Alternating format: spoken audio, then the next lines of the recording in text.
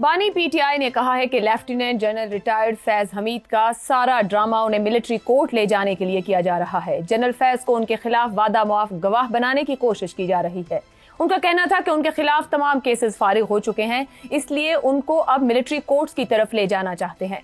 ये general retired Faiz से कुछ न कुछ उगलवाना चाहते हैं। ये जनरल फैज से कोई न कोई बयान दिलवाएंगे कि 9 मई साजिश थी। जनरल फैज हमीद मास्टरमाइंड थे।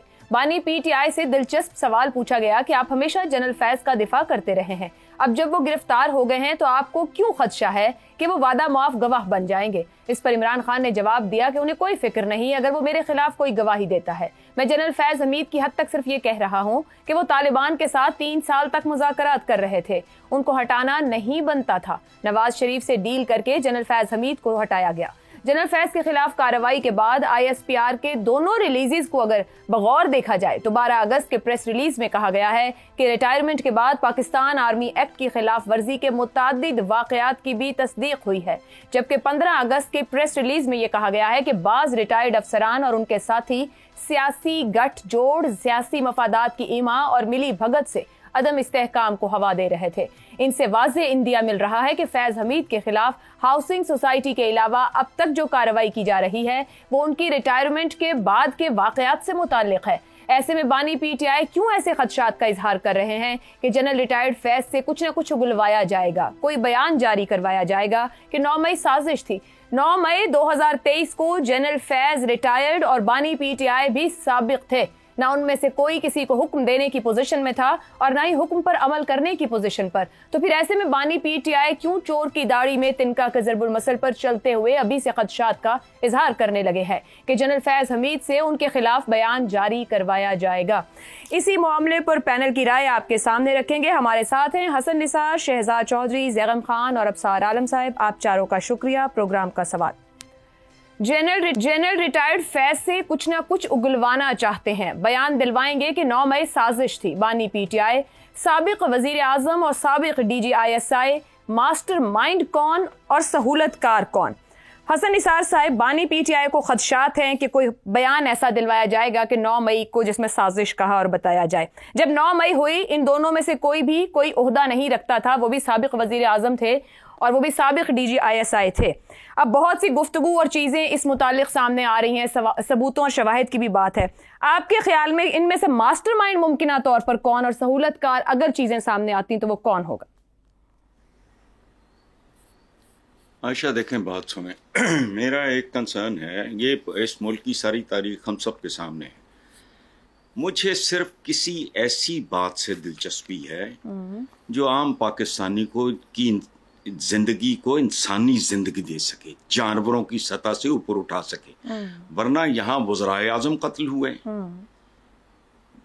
ज़ियाउल हक जैसा एक मुनाफिक डिक्टेटर एहसान फरामोश, उसका तैयारा फटा, मुल्क दोलख्त हुआ, कर्जों की दलदल में डूबा, एटमी ताकत भी बना, लेकिन अवाम के लिए जिंदगी में कभी खैर की खबर नहीं आई।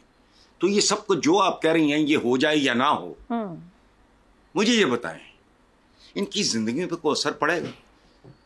अच्छा, जो वो कह रहा है वो हो जाए तब भी, ना हो जाए तब भी, हम बॉटम लाइन की तरफ क्यों नहीं जाते? मेरी समझ से बाहर है ये बात। मुझे नहीं कोई दिलचस्पी, उगलवाना चाहता है, करवाना चाहता है, होना चाहिए ना। ऊपर बैठे ये लोग फैसला साज थे, जब यही अगर दुरुस्त सिमत में नहीं, इनके इरादे ठीक नहीं तो अवाम तक कैसे कुछ पहुंचेगा? अगर ये अपने मफादात के गिर्द घूम रहे थे तो अवाम को किसी खलाई मखलूक ने तो कुछ ला के नहीं दे देना। सुभान अल्लाह, जुमला बड़ा खूबसूरत बोला आपने, लेकिन पाकिस्तान की टोटल तारीख ही ये है। अगर ये सही फैसले करते, अगर किसी ने सही फैसले किए होते इस मुल्क में, सर आज से दुरुस्त कर लेते हैं, आज से ठीक शुरू कर दें, कोई तो दिन आएगा। सुन लेना, और नहीं होता इस तरह भाई, नहीं होता। गधों के ऊपर लकीरें डालने से, मार्कर से वो ज़ीब्रे नहीं बनते, ये वो मटीरियल ही नहीं है। कई साल पहले मैं ये बात समझ चुका हूं। बड़ी उम्मीदें उमंगे फलाने, कब्रों किनारे पहुंच गए, बद से बदतर देखा। आप पता नहीं सीख लें, आइंदा सीख लें, नहीं सीखेगा तो लकीरें डालनी बंद कर देना। कोई तब्दीली आई किसी के रवैये में?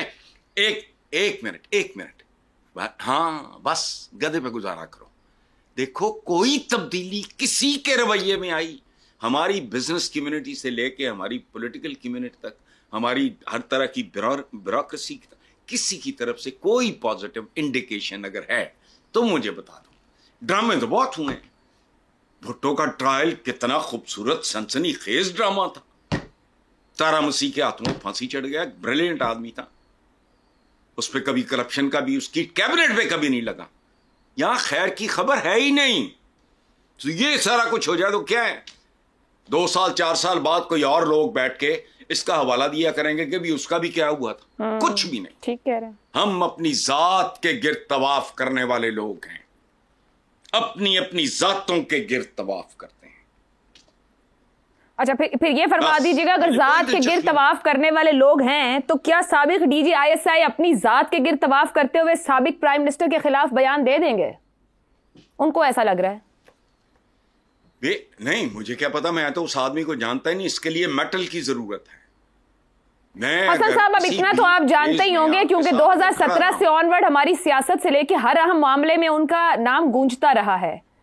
सो आपने एक तज्जिया ही देना है कि इनमें से कौन नहीं किसकी खिलाफ बयान देगा। आयशा, एक बात है कि जितना कुछ मैंने पढ़ा है या सुना है, मैं जिंदगी में कभी किसी ऐसे शख्स से नहीं मिला जिसको मुझसे मिलने की ख्वाहिश ना हो। नंबर 1, मैं नहीं जानता, देखा भी नहीं है, फासले से भी नहीं देखा। लेकिन एक बात आप देखो, इतनी बातें इनके बारे में हो रही हैं, इंसान के बारे में कोई पॉजिटिव बात नहीं है। एक ऐसा आदमी जिसको चढ़ी हुई थी, जिसको इक़्तिदार, और ये मुसलमान दौलत, ताकत, शोहरत, ये 3 चीजें हमसे, ये इंडियन मुस्लिम को हजम नहीं होती। सही। तो वो इस तरह का एक मदहोश आदमी था। और इनके इक़्तिदार के जमाने में इनके चंद करीबी जानने वालों को मैं बहुत अच्छी तरह जानता हूँ।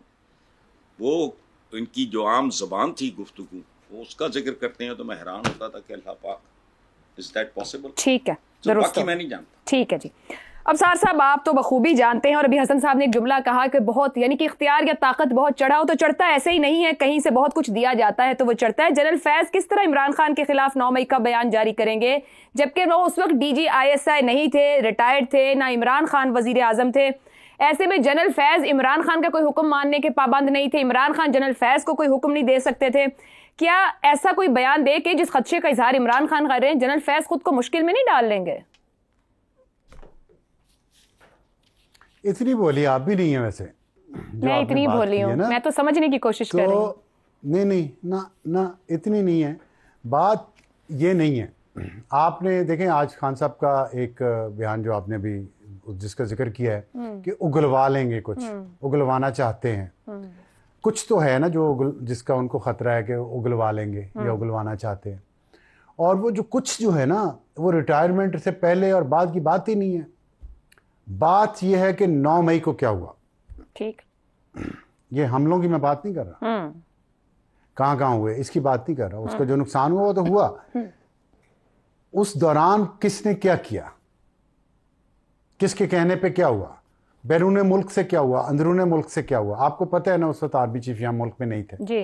9 मई जिस दिन हुए, बिल्कुल। उसका मकसद क्या था, क्या, और क्या कोई शख्स इतना एम्बिशियस हो सकता है कि वो रिटायरमेंट के बाद भी अपनी ख्वाहिश पे काबू ना पा सके? तो अगर इसके डांडे कहीं से मिलते हैं और अगर कहीं से कोई एविडेंस है मौजूद कि इस पे दोनों के दरमियान कोई ताल्लुक था, कोई अंडरस्टैंडिंग थी, ये बात हुई थी, ये मंसूबा बना था, तो फिर तो मुश्किलात पैदा होंगी ना। फिर तो मुश्किलात पैदा होंगी। किसके लिए? और उसमें ज़्यादा वक्त लगेगा नहीं, जनरल फैज के लिए भी और इमरान खान के लिए भी। अब बहुत सी चीज़ें सामने आ रही हैं, बहुत सी गुफ्तगू हो रही है, सिर्फ इतना साबित करना बाकी है या सबूत सामने रखना बाकी है। अगर कुछ ऐसे मामलात हैं, आपकी राय में साबिक वजीर आजम और साबिक डीजी आईएसआई में से मास्टरमाइंड कौन है और फैसिलिटेटर कौन है? देखिए, मास्टरमाइंड यहाँ जो अभी हसन निसार साहब ने बात की है ना, ताकत की और दौलत की, तो हर एक को जिसको हसूल का शौक होगा ना, ताकत का और दौलत का, वो कहीं ना कहीं ज़रूर ठोकर खाएगा। और तीनों कर रहे थे, तीनों से मेरी मुराद है, उसमें साकिब निसार भी हैं और भी कुछ जजेस हैं। और आज जो सुप्रीम कोर्ट से ऑर्डर आया है कि नजमुस साकिब जो जस्टिस साकिब निसार का बेटा है, और बुशरा बीबी को नोटिस जारी किए उन्होंने, ऑडियो कॉल लीक्स में, जिसमें जुल्फी बुखारी की बुशरा बीबी के साथ है और नजमुस साकिब की अबू जर चद्दर के साथ है, 1 करोड़ 20 से कम नहीं लूँगा वरना टांगे तोड़ दूंगा, जो नजम साकिब साहब फरमा रहे हैं। और मैं सोच रहा था अराइयां दा मुंडा तो टंगा तोड़ दे, बड़ी गल है यार, लेकिन वो फिर पता चला मजाक है दोस्तों में, वरना तो अराइयों के मुंडे टांगे नहीं तोड़ते, 1-20 पे मान जाते हैं।